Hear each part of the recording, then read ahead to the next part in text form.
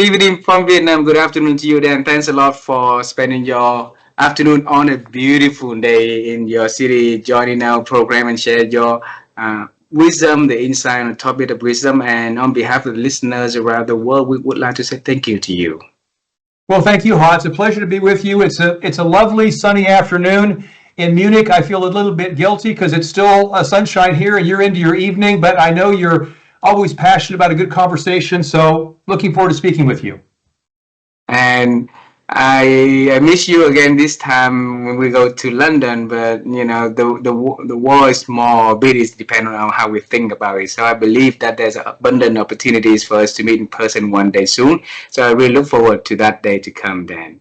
And me too, thank you. I mean, our paths continue to cross over, primarily virtually, but I'm sure that face-to-face will come sooner than we expect.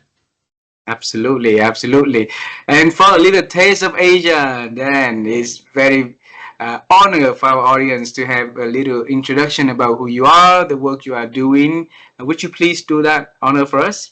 Happy to do so. So my name is Dan Norenberg. As you can perhaps hear from my accent, I'm based in Germany, in Munich, but I'm not originally born here.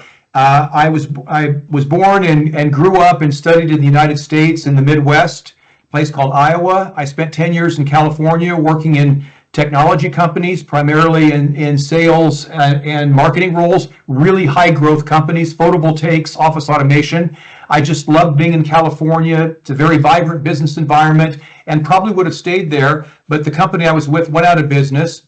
I'd never been to Europe. My ancestors many generations ago came from Germany, and I thought to myself, you know, I'm going to go to Europe for 9 days and just get a taste of it. And so I came for a short holiday. 9 days didn't seem to be enough. I extended it for another couple of weeks, went to Paris, Geneva, and I went through this little sleepy village of Munich, if you will, and I had sort of an interesting feeling about that. And when I went back to Paris for my last week, I just imagined that I was 80 years old looking back at my life back in the US, and I thought, well, gosh, will I ever regret not spending more time in Europe? And it really bothered me. So I came back to Munich to see what could happen. I didn't speak a word of German. I didn't know a single person. I didn't have any work papers. But that 9-day holiday has now turned into 35 years. So I was able to use my skills and my knowledge to find a sweet spot that was coaching and training leaders, European leaders in the art of international business and leadership collaboration, and founded my own corporation that I ran for 25 years. And now I don't have the company anymore. It was called Envision Learning. We worked with large multinationals, Allianz and Lego and Disney and the European Patent Office and many, many other strong European companies. And now what I do, so I don't have a team anymore. I'm working on my own in my last, let's say, chapters of my life, and I advise and coach senior leadership teams because over the years I've come to see that there's a lot of good work being done on leadership development. Most of it's done on individual leadership development, and I've certainly recognized over the years that there's that leadership teams are really, in my eyes, the secret to an organization's success. So my work starts at the top. It's leadership team based, and it's based on the belief that every leadership team has an opportunity to grow and improve, and when they grow and improve, so does everybody else in the company. So that's a little bit of a background. I'm married to a lovely German woman. We've been together almost 30 years, and we have 2 children, a daughter in Los Angeles and a son in Berlin. Wow. Dan, you have a phenomenal journey that you introduced to us in less than 2.5 minutes, and it's not fair. So I want to bring you first to the moment that you decided to go to Europe.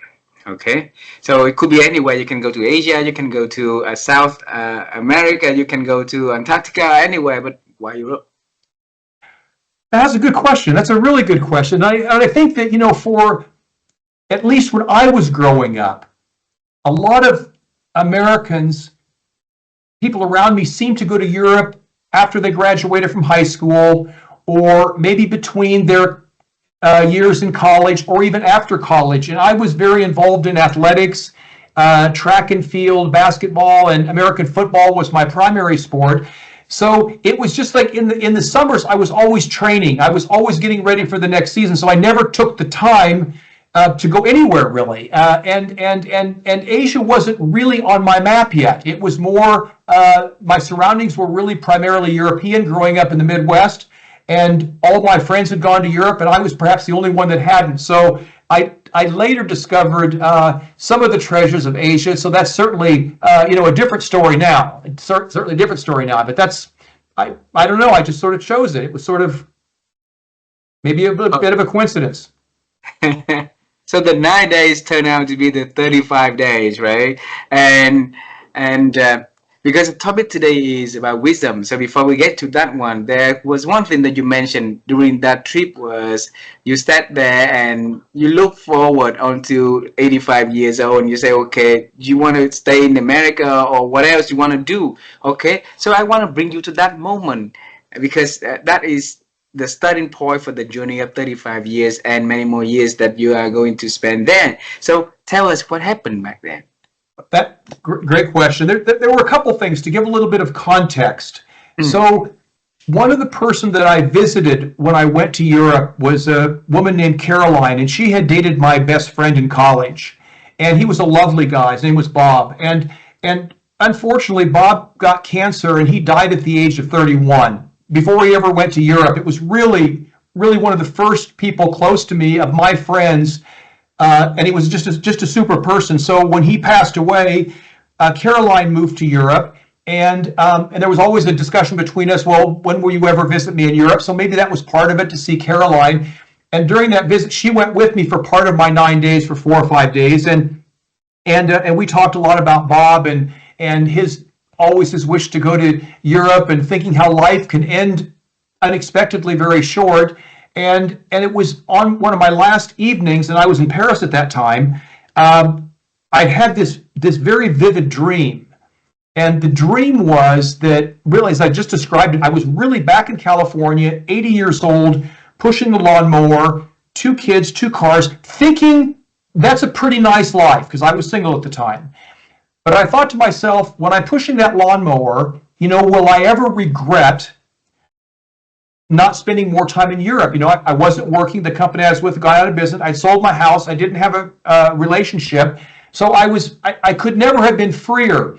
And this possibility of regret, because 10 years earlier, I'd had a very serious experience with regret where I was playing American football in the university. I quit the team because I was frustrated because I wasn't playing. I made a short-term decision that had long-term implications.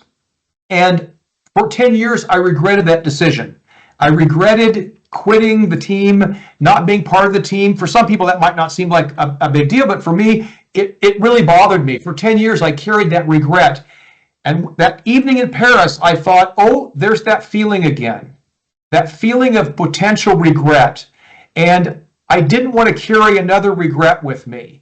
And so maybe I'm getting ahead of myself, but so for me, wisdom is also about it's also about paying attention to things that may play out in the long game. So for me, wisdom is about the long game. I think intellect, intelligence, being smart is often sometimes about a shorter game. And I think wisdom is also about a longer game. Like, if you do this, how will that impact you? Will that be satisfying for you some time in the future? So for me, now it looks like a great decision. I had a business here. I still love the United States, and I go regularly, and our daughter lives there. But for me, it's been a game-changing decision, because I found my wife, we built a family, and I think one of the other things about developing wisdom is being around diverse people and diverse environments. I think this is really important, to flood yourself with different perspectives. And I certainly got that in Europe, because I didn't speak the language, I didn't know the customs, and I made some very, very, very silly mistakes, that you learn to laugh at yourself, which later that becomes wisdom. So since you already mentioned a little definition about wisdom, which is, paying attention to the things in the long game instead of something today or tomorrow, right? Is there anything else that you want to share about how you define what wisdom is? I think sometimes people talk about wisdom in the same context as uh, intellect or logic, and I think they're very close because they're both sort of cognitive processes, right? I mean, intellect is about acquiring knowledge, right, and learning things, and we've both been around people that have a lot of intellectual firepower, like really, really smart. And at the same time, I think there's a distinction with wisdom. Wisdom is a longer game. And I think that wisdom is also about the application of knowledge and of experiences and of situations. So, yeah, and that's what I would say on that. And somebody said to me, it's funny, somebody said to me the other day that wisdom is avoiding thoughts that make you or the people around you small. So that just kind of stuck with me. And I think that part of maturing with age, at least for me, I was very hard on myself. I came from a very performance-driven family, which had its positive things, but that can also be quite hard if you're always putting yourself under a very critical analysis. And I think one of the things I've learned as I've grown and aged is that to be more gentle with myself and gentle with those around us. And I think that fosters a more trustful, constructive environment. So I think wisdom is also there's a gentleness to wisdom. Wisdom is not something that we force onto people. You can't force wisdom onto people. Wisdom is, for me, is a little bit like ownership. And that's one of my big themes in my work is helping leadership teams and organizations take more ownership to what they do. But you can't force ownership on people. People have to say, I feel safe here. I feel valued here. It makes sense. I'm going to do more than's expected of me. I'm going to carry through with that customer request, even though it's 7 o'clock on Friday night. So you choose to do that. And I think wisdom, I think about the people that I think have wisdom. My father-in-law, for example, my wife's father, he's 85 years old. He's a cardiologist, retired now, of course, but he's a very wise man. And he'll just share situations with me, not only about medical situations, but financial situations and life situations. I know his life hasn't always been easy, but he's a doctor. He's been running hospitals, but he has a lot of experience that he just shares it, but he doesn't force it on me. And I've also been really blessed that most of my bosses, as I look back at my life, most of my bosses, I think, possessed a lot of wisdom. And the characteristic there was not, they weren't telling me what to do, but they were always available for me when I had a question, like, what do you think about this? Or I'm in a tough spot here, or I think I've done something with a customer I shouldn't have done here.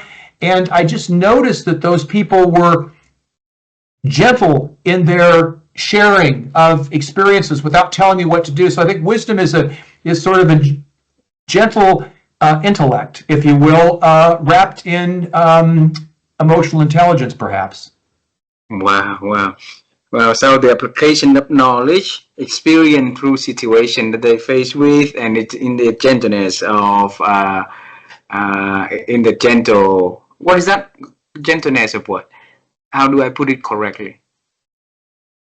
Wrapped with emotional intelligence, right? Well, I think, for example, there's an example of what the picture that comes into my mind is, I can remember back sitting in biology class or something, and you're sitting there and the teachers are really, and the professors are really bringing over the information, or in neuropsychology, they're bringing over the facts, they're very passionate about it. I had great professors in college and they're bringing it over, but I felt like it was being, it's like a force feed, in the school sometimes it's being force feed. But then when I think about conversations with my father-in-law or my bosses or other people who I feel possess wisdom, it's not such a driven conversation. It's more just an open sharing, and it's almost like, here's a basket of fruit of my experiences. If there's something here that you think could benefit you, then take it without. So it allows me to process it and to take what I want. Beautiful, beautiful. So besides that, then what else from a person that we can spot out that this person is a wise person first, worth to invest our time and resources to follow, to learn, and apply what the advices they gave us. And the reason I ask for it is because a lot of us out there are confusing because the world having so many noise at the moment, and so many people wear so many different kind of hats in their head, right? And then it seems like they claim to be an expert here and expert there, and it's really easy for us if we're not carefully selecting the right kind of people into our life, then it's not only wasting our time but also maybe leading us to a different path that's not going to give us any benefit at the end of the tunnel, right? So back to the question,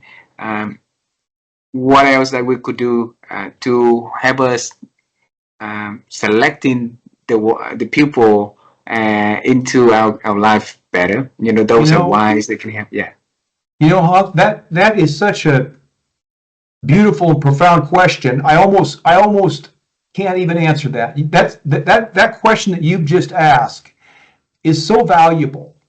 That's probably one of the best questions. That's a brilliant question that you've asked. How do I seek out and associate and connect myself with people that will provide meaningful wisdom and not be a waste of? That's a great question. When you asked that question, it just sort of, my whole body just started to just kind of like, it was just amazing. That's a great question. So thank you. I'm gonna be carrying that. I'll be carrying that question with me for a week. And I think back to my 30s, perhaps early 30s in California, or even my 20s, and I can remember, this personal, really strong desire to succeed. I originally wanted to go to law school, and I said I'll do 1 year in business, and I got into sales and marketing, and it really worked for me. I was really passionate about it, and I had a lot of success at a very early age, and I was constantly looking for mentors and coaches. And while I did have really good bosses who I felt were full of wisdom, I also sometimes was attracted to other people who were highly successful but didn't necessarily have the integrity or the wisdom that I was looking for. And so this really comes to your question.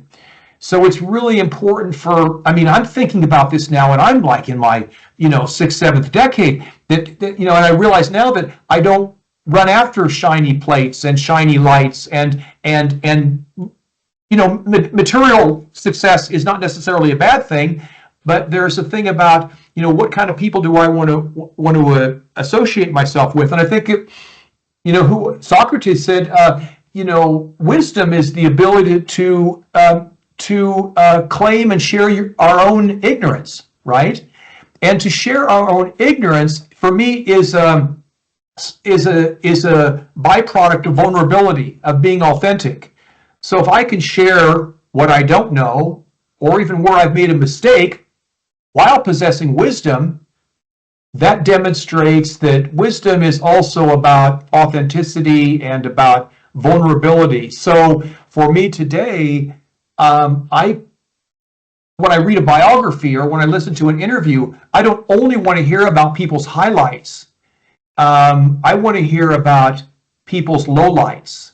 I want to hear about where they failed, where they stumbled. And as you know, I'm a leadership coach, so I lead a lot of fireside chats on these workshops. We go off with 10 or 12 men or women, and there's not always a fireplace there, but this concept of a fireside chat where people sit around and they talk about things that are very personal to them, And one of the questions that I'll often ask is to the senior leader, can you describe a time to him or her that you didn't think you were going to come through it? You were really like at your bottom. And if you can tell us about the situation and how you came through it and what you learned from that, that for me is a wisdom bundle, and so this ability to be able to be true to yourself even in down moments, I think, is where we cultivate wisdom. And I just wrote about that on LinkedIn yesterday. So, great question. Wow, wow. In the second point, when you define wisdom is the application of knowledge. So two pieces in here. One is is knowledge, and the other one is how we applying it, right? So um, Yeah, let's. there's so much knowledge out there for us to obtain into our life, and if we don't if we don't get enough, then we're not going to be able to give to make good decision. But if we get so much knowledge that then maybe we over how do I say it? That we won't be able to use them all. Put it that way. So, how can we select the kind of information that is worth for us to put onto our database in here, Yeah. so that we can and eventually it can become a body of knowledge for us. Then, I think it's about balance. I work with a lot of really, really smart people. I mean, really smart people, PhDs, mathematicians, physicists. I'm based in Germany. I work all over the world, but these guys at the top, these men and women at the top, they usually have advanced degrees in natural science, so they have a lot of intellect. So this is important, and I think part of our life's journey is about continuing to learn. But it can also, it's like salt on a steak or on a piece of fish. Salt can really enhance the taste of whatever we're eating, but too much salt can also make the food not edible anymore.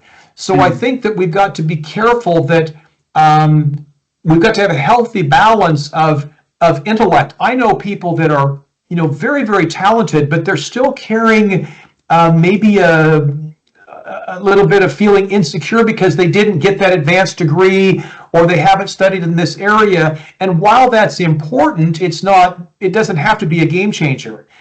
And I was thinking, as you were talking about intellect, I was thinking about, and mathematics was never my best subject, which I'm a little sad about, but I'm sometimes trying to apply these mathematical formulas to wisdom. So wisdom, if we took intellect plus emotional intelligence plus the situation at hand, the context, could equal wisdom. Because I think wisdom is yes, it's about intellect. It's also about being able to share that intellect in a way that's empathetic and that people can grab a hold of it. And it's also the setting. Wisdom is about, does this person, do I need to have a real hard conversation with someone? Is that what this person needs to shake them out of a situation? Or is it more about a gentle understanding? Hey, I know where you're at. I've been there before. Let's talk about this. So I think that this wisdom is the combination of intellect plus emotional intelligence plus a situational understanding of what's the best way to share this information. wow. You make it become now an equation. So it's intellect plus EQ plus situation is a wisdom. So now it's getting a little more complex for us to know, at what percentage of intellect we're going to be using in which situation, plus what percentage of EQ we're going to put onto the formula, and what percentage of situation you're going to put onto the formula in order for us to get to the best answer, the best wisdom that we can use in certain situation. So teach us a little bit more on how we're going to be adjusting that equation in real life, Dan. Oh, good question. I don't know if there's a percentage breakdown, but I think just being conscious about what's maybe even stepping back. You can practice wisdom with yourself by asking, what's going on in the situation that I'm faced. I can give myself wisdom. I do this a lot more now, so it's being reflective. So one way to, let's say, improve our, let's say, wisdom index is reflection.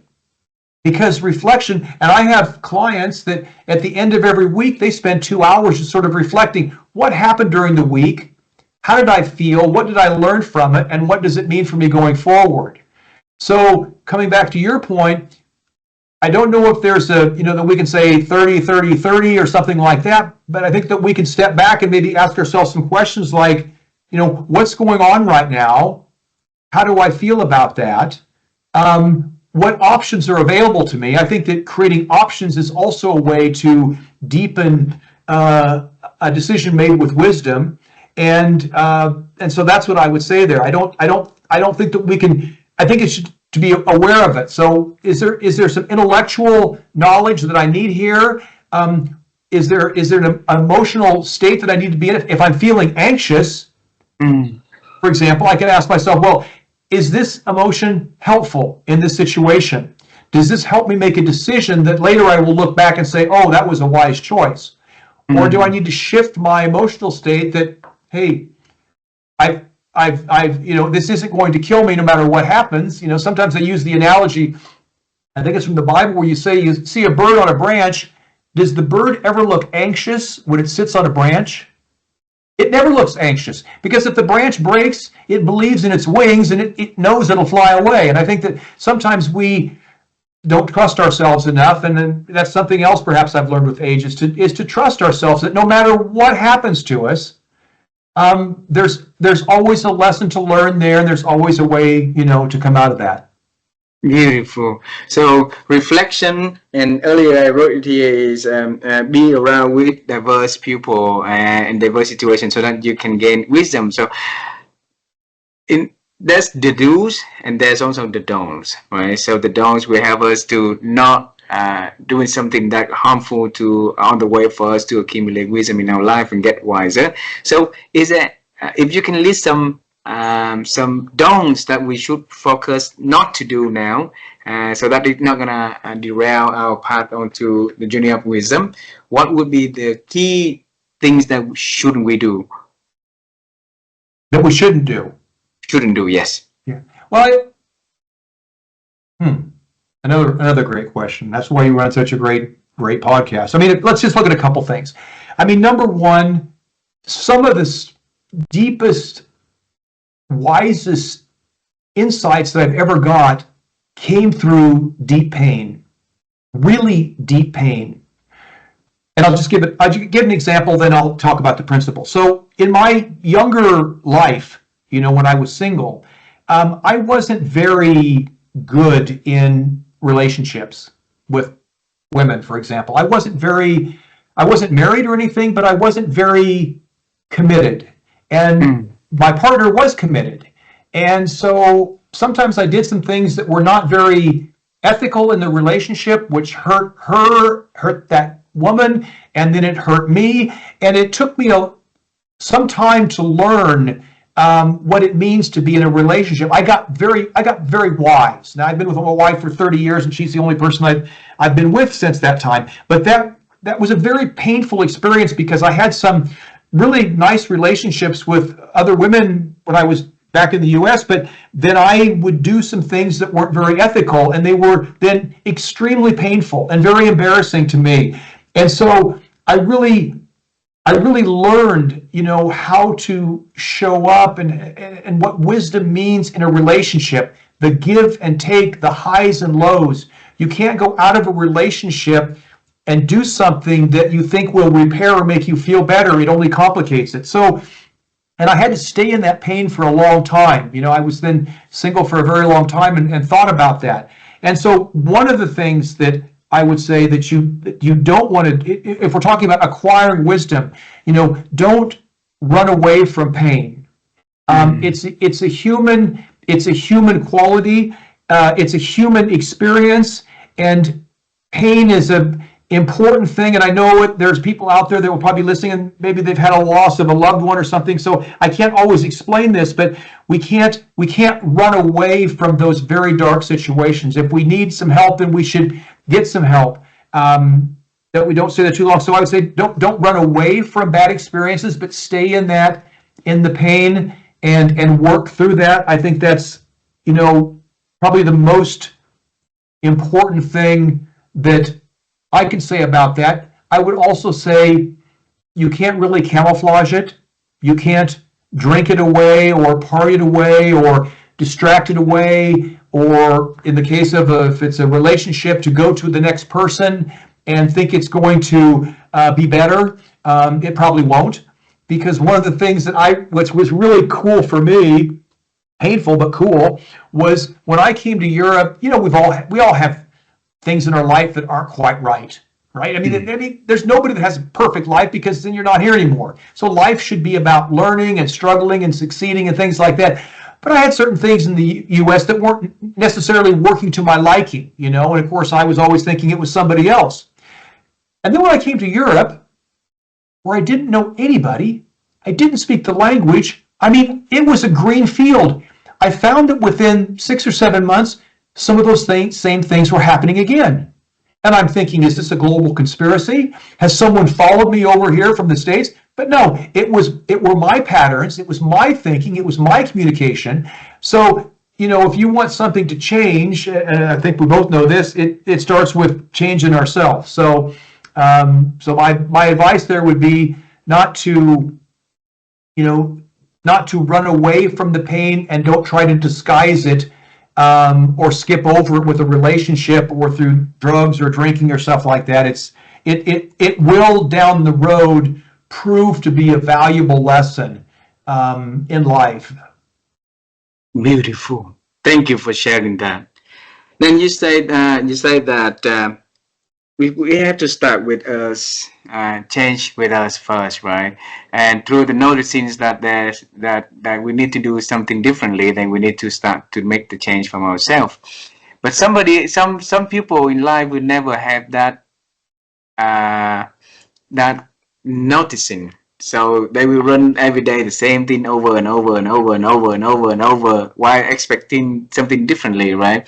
So what can we do to help them to have that moment of reflection, of moment of really noticing something important inside of them, and move from that noticing stage onto the doing stage for them to do something that can lead into a different directions?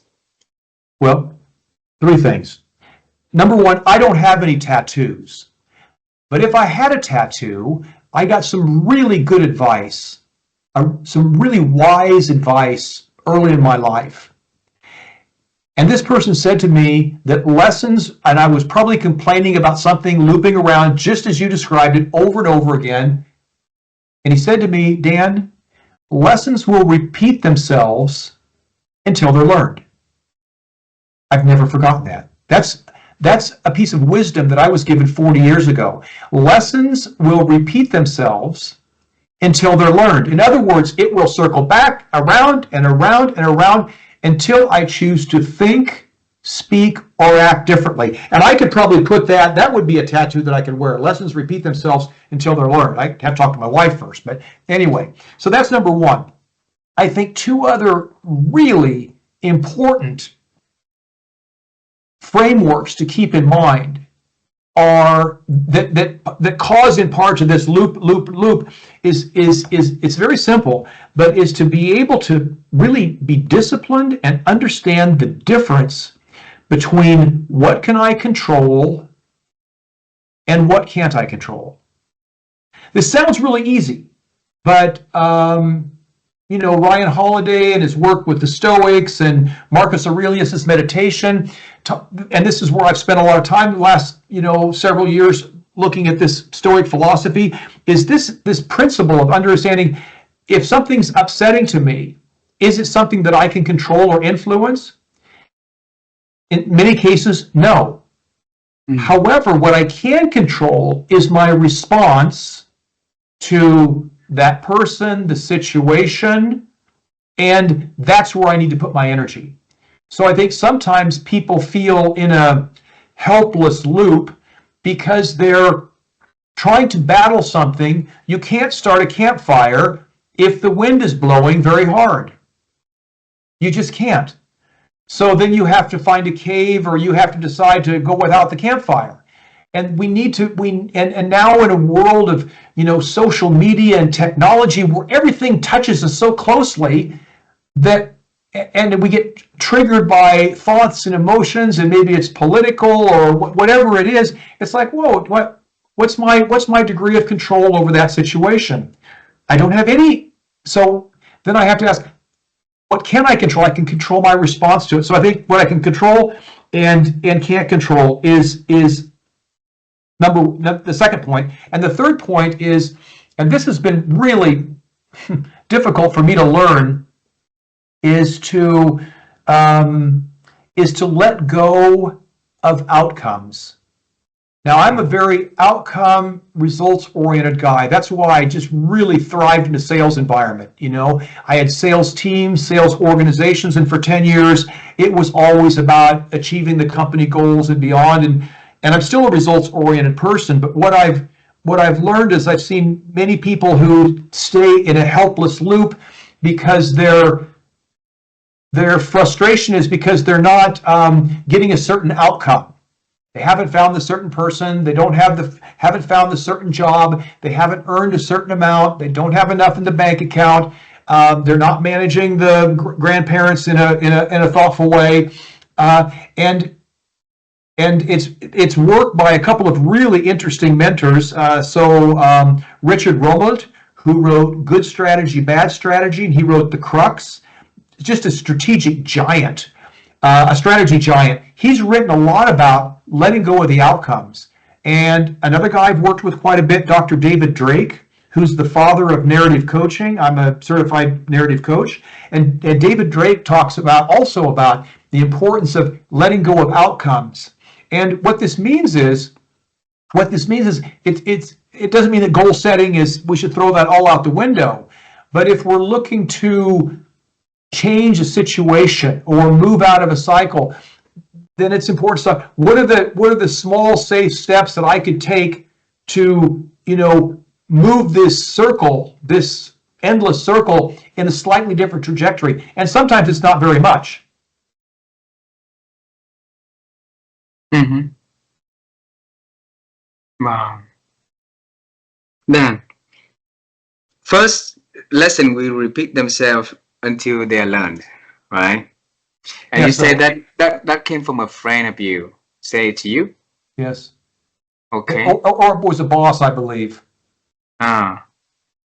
Wow. That was a very, very big, very, very big, very important quote that he gave to you. I'm just curious to know, like in which situation, why he brought that one up to you, why that boss, he or she brought it to you.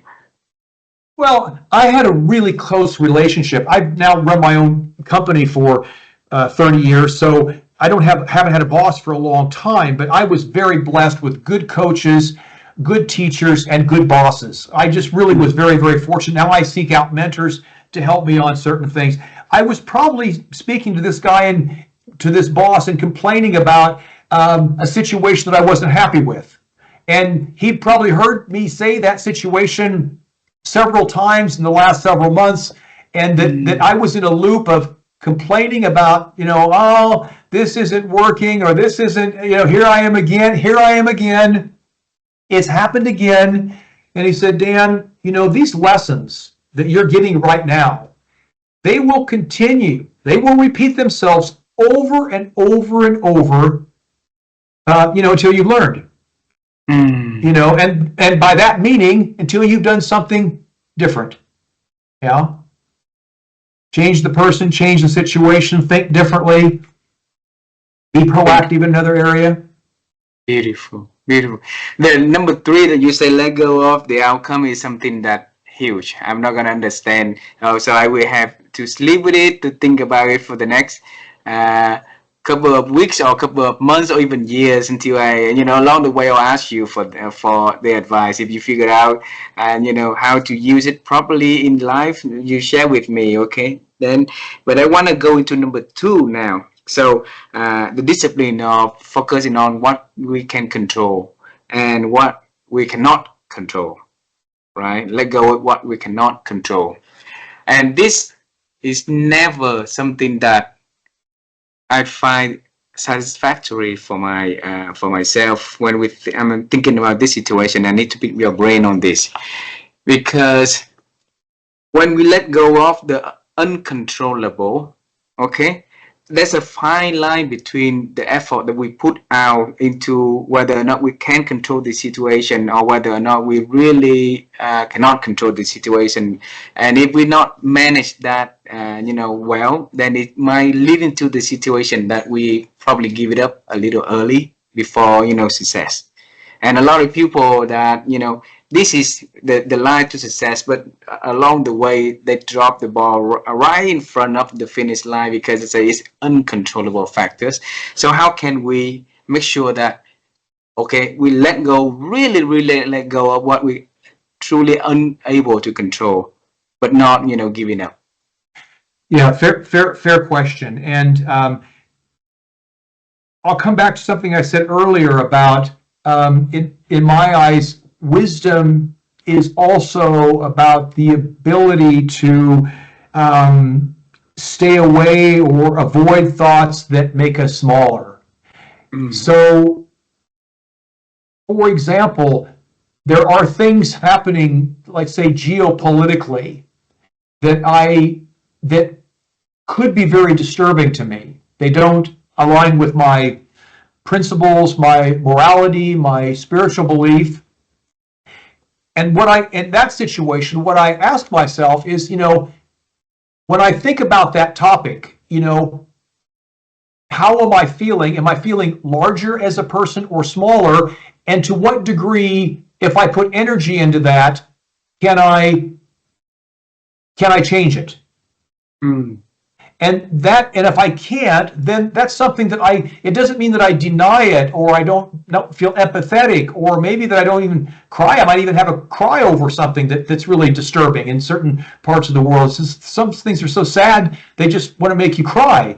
But I can park that over there. And I think what you're asking, this is another dimension to this question is, and I think I can also relate firsthand. If I had $1 for every time somebody had said to me, Dan, don't try to stay in Munich. Don't, this will never work. It's a very expensive city. You don't have work papers. Now it looks like a nice success story, but a lot of people helped me. But there were a lot of people that said, you're out of your mind. What are you doing? What are you doing in Europe? You had a great life in California. You'll never be able to make it work. You don't even speak the language, And if I listened to those people, and that's where wisdom is also about playing the long game, playing the long game. And I said, well, I didn't know that I would stay here for 35 years. I didn't know that, but I just tried to break it down one step at a time. So I think as it relates to a venture or sales target, or maybe even a relationship, maybe I need to break those targets, break my actions down a little bit smaller so that there are things that I can control in that situation. And that's a lot of my work with leadership teams too. Even at the very top of the organization, I'll say, oh, well, the market's down. It's going to be a tough year for us. I said, really? Really? I mean, do you think that there'll be any companies in this industry that will have success this year? I'll say, well, yeah, some will. Okay, why can't you be one of those? So, you know what I mean? Sometimes there's an easy way, it's just, look at the data, look at the trends, things are going down. Oh, that's an exciting thing to me, to play the contrarian, Is there anybody that's going to be successful in your market this year? Yes, okay. Why can't we do that and be a little bit better? So I think it's about, if it's a personal direction that you're going, you think, well, I can't control that. Then the question to yourself might be, well, what can I control? What part of this journey can I control? And that's what I'd say there.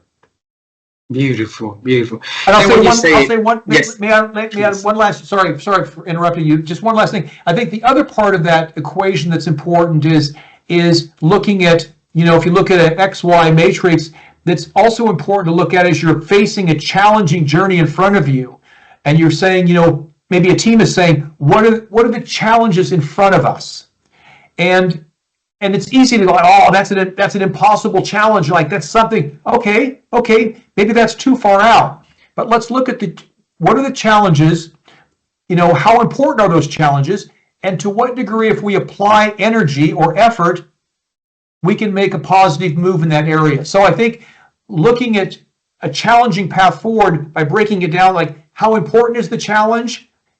Is it significant enough? And if we put energy behind it, can we influence it? Those are ripe, either personally or for a team. Those are where you want to go. Oh, beautiful. It's the first time I hear it. Very, very, very, very beautiful advice in here. And it made me forget that the question that I want to ask you about that. But Sorry, I remember the question. I remember the question. When you say long term, how long? How long is long term, you think?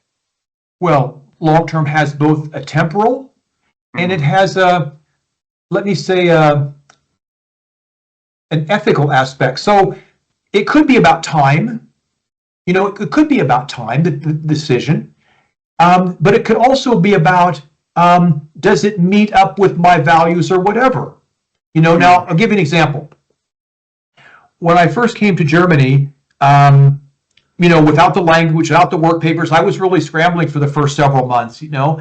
And one of my objectives was, one of my personal objectives was, I wanted to try to be successful in the German environment. In that time, back 30 years ago, there was still a large military presence, you know, after the war. So there were a lot of Americans that were in Germany. There were army bases around, and people said, oh, why don't you just go out to the army base and get a job out there? And I thought, no, that's not really where I want to go. You know, I'd been a head of marketing, head of sales, nothing against the military, but, you know, I just thought, I want to, it would be comfortable. You know, you could go out there and you could speak English. It's like a little, little U.S. And it was nothing against that or those people, but I wanted to try to stay on the economy. I wanted to try to stay in the, you know, keep learning German, keep finding my way.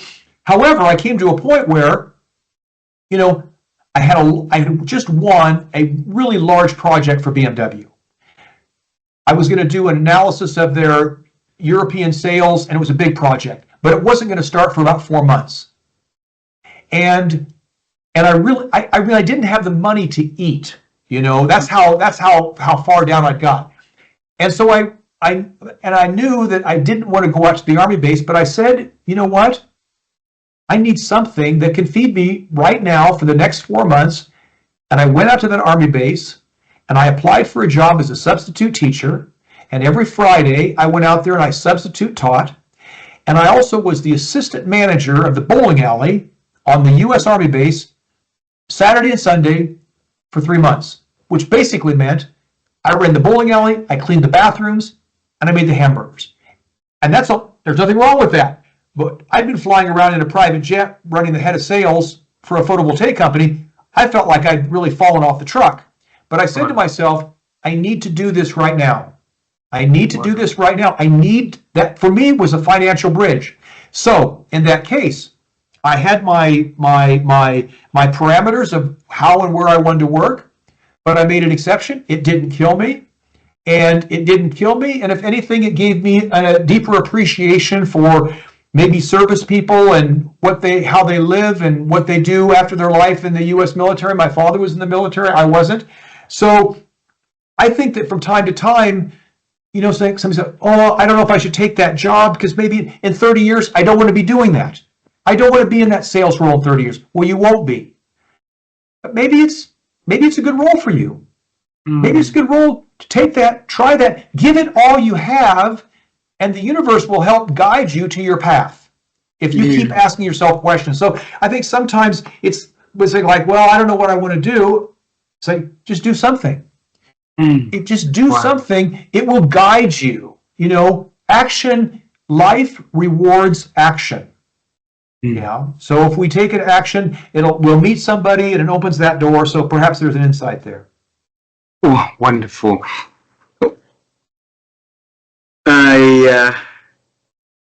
When you say so many beautiful things like this, I cannot focus on the next question because my mind keeps circling around what you just said. And then I wanted to say is Rome is not built overnight, right? So it's one brick at a time, and a beautiful journey starts from one step at a time. And you've been having leaders to get better. And those leaders are very, very, very wise people themselves, right? And if you can see how the pattern of common pattern for those people, how they spend their days, so that could be how we build our brick for a good day. And many good days like that can help us lead into a good week, and then many good weeks can get us to a good month, and vice versa, and continue, right? So what is your advice or the common thing that you notice from amazing people out there on how they spend their day on the important things that we can learn from them? Yeah, yeah. Well, I think you've got to, it's really interesting because at the top of the organization, these people, the successful people that are running organizations, whether they're profit, nonprofit, or governmental, what you noticed right away when you walk into their offices is generally it's pretty quiet. And that's because they're not handling a lot of different things. And at the top of the organization. So what I see when you ask the question is, well, what do people who are running these organizations, what do they do? How do they structure their day? They usually are very clear about what are the 2 or 3 things that they're either passionate about or they need to move for their business because of the strategic agreements that they've made. And so they don't get distracted by stepping into operational details. They surround themselves with good people, and they take care of themselves. This idea of working 24/7, 7 days a week is also not really a sustainable process for whatever. So I think it's being structured and focused, number one. And some person listening might say, well, gee, I'm not a CEO or I'm not an executive. I'm just a salesperson, in my territory, and I don't even have anybody reporting to me. Well, you're the CEO of your own sales region, right? If you're responsible for a certain territory in Vietnam or wherever it is, Thailand or Singapore, you're the CEO of your own territory. So with that in mind, what's most important? What are the 2 or 3 things that are most important? And even when it comes to customers, who are your ideal customers? How do I attract the ideal customers, or am I spending time with customers that don't really match with our business? Yeah. And number 3, how do I regenerate? How do I, when I'm not, CEO of my own sales territory, am I going to the beach? Am I seeing my grandparents? Seeing their relaxed life? Am I doing something in the community? So I think that these lessons that I've learned from very senior executives, I think we can apply to everyday life. Beautiful. And since you mentioned the word question, I have just 2 last questions for this conversation today, Dan. First is the question you ask yourself, okay? Because you on the way up to what you do until today, the amazing journey here, you probably ask yourself a lot of big questions. So if you can pick 1 or 2 questions that really give you into a different directions in your life, give you a different result, what was those kind of questions though? I'm just listening to you and I'm writing some things down there. So I think me too. let's I had a whole notes in here. Fantastic. So, just a question, what's important to me? What's in this situation, in this journey, in this new job, what's important to me? I think that's one question. The second is, where do I want to go? And that doesn't have to be a specific destination. That can be a direction. So I think see some people get caught on the destination, and there's a difference between a destination and a direction. A direction is in this way. There are many different paths there, and there's more than one road to Rome, as we talked about earlier. Yes, it's about putting the bricks down, but there are many roads to Rome. So that's that. Number 3 is, who do I want to associate with? What kind of people do I want around me? And my wife and I have both recognized that, we've been really blessed with a lot of friends and cool people, but from time to time we're with people that just we're not really in the same energy. So just to be aware of that, not to be rude, not to be arrogant. That's the third question. The fourth question is, and this is the one I'm using right now, and I was using it earlier this afternoon, is that I'll be 69 years old this year, and I'm working because I really like what I do, but I'm also asking myself at what degree of intensity, how much do I want to travel, how much work do I want to do, and things like that. So the question that I'm asking myself is, because I am working differently now, I work on significant projects, I work with significant people, but I don't need to fill my agenda with just work for money. This is not a criteria. So the question that I'm asking myself now is, Dan, when you're 80 years old and you're looking back to this energetic 68-year-old, management consultant that you are today, are you going to be satisfied with the degree and the amount of work and the kind of people you're working with? And so that was a question I was busy with myself today. So you look forward into the future and see if that future self will be happy because of what you are doing now, right? Yes. And another way to twist that, this is a way to generate wisdom, to generate what I call instant wisdom. You just gave me this idea. So the other thing you can do is that, when you're in a really tough situation, put yourself out 4 or 5 years in the future and say, I'm looking back at myself in this tough situation right now. What will I say in 4 or 5 years were the key learnings for me? What were the key aspects of wisdom that I took from the situation I'm in right now? So that helps us fast forward a little bit. Let's see. I'm going to say that you really stuck with it. You didn't give up, Dan. You really stayed with that project. You stayed with that company when it was a little bit tough. That's what you're going to say. Okay, maybe that's an insight for me. Wow. You see, you are the man with a lot of ideas. And idea seems to be so fancy for many people because thinking is not easy, and thinking of big idea is not easy. So then have us to share how could you or what do you do for you to be able to generate that many ideas in your life, though? Okay, here's the most fundamental one. We're going to take exactly what you just said. What I heard you say, which will allow me, what I heard you say is, big ideas are not easy for people. I would never say that. Because what we think and what we say constructs our future. So just one of the very fundamental things is, we talked earlier about being generous with ourselves, feeling good about what we do, looking at our mistakes, looking at our the things I talked about earlier about my relationships. This was embarrassing, and really it's not how I am now, but that's still a part of who I was, and I learned from it, and I just acknowledged that was how it was.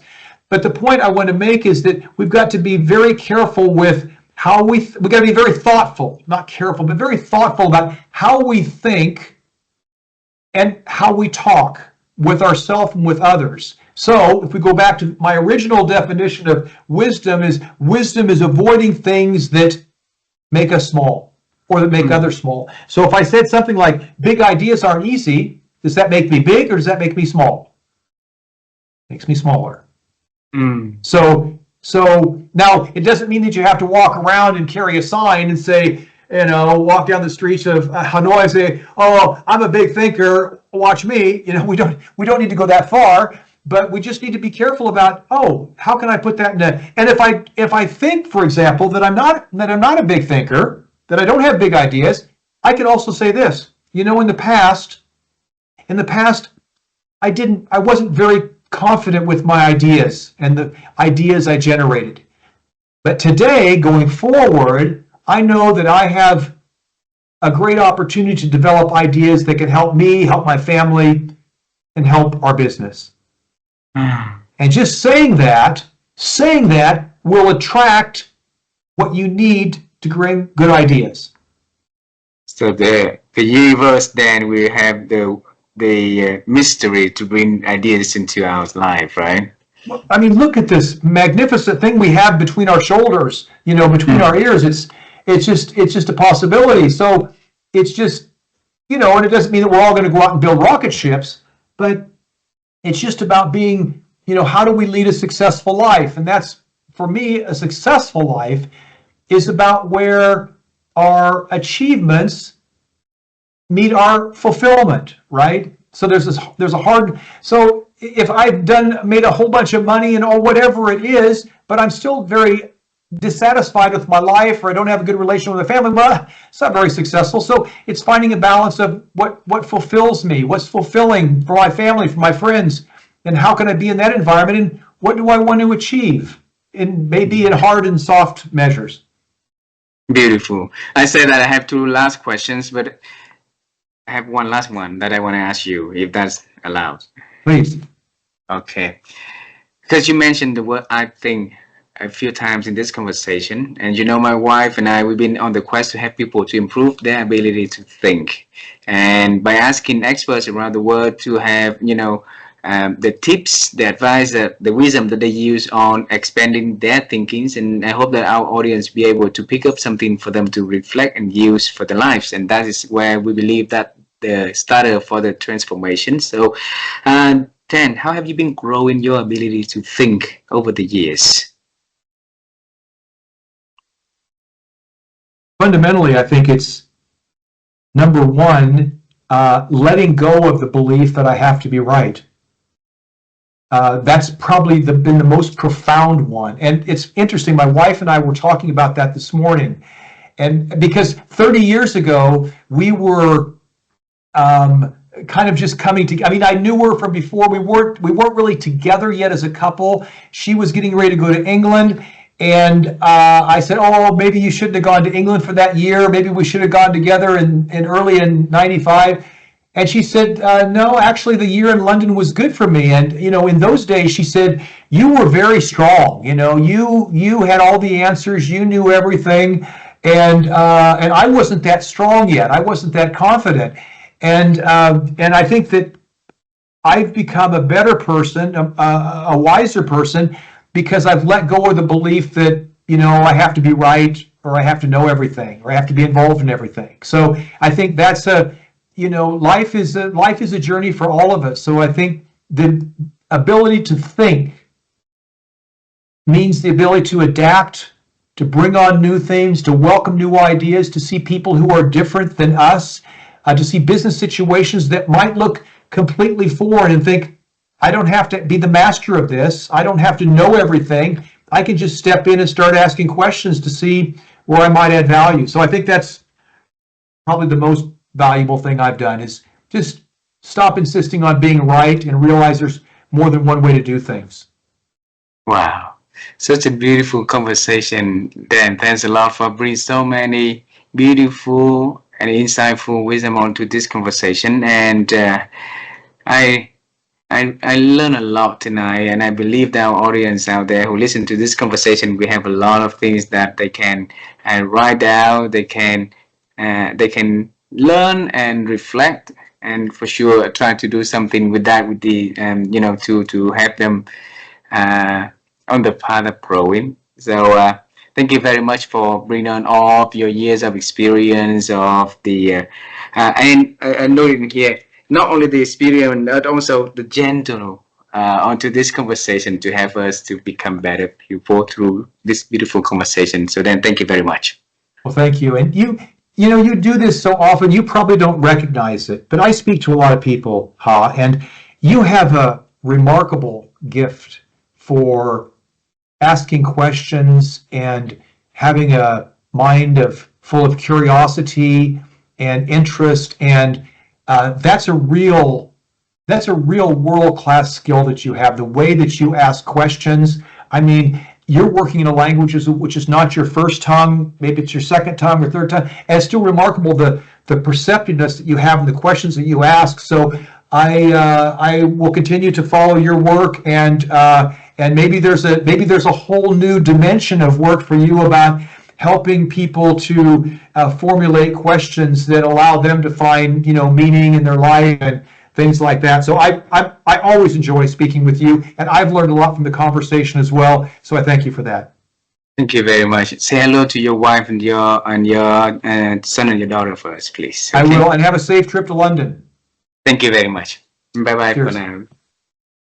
Bye.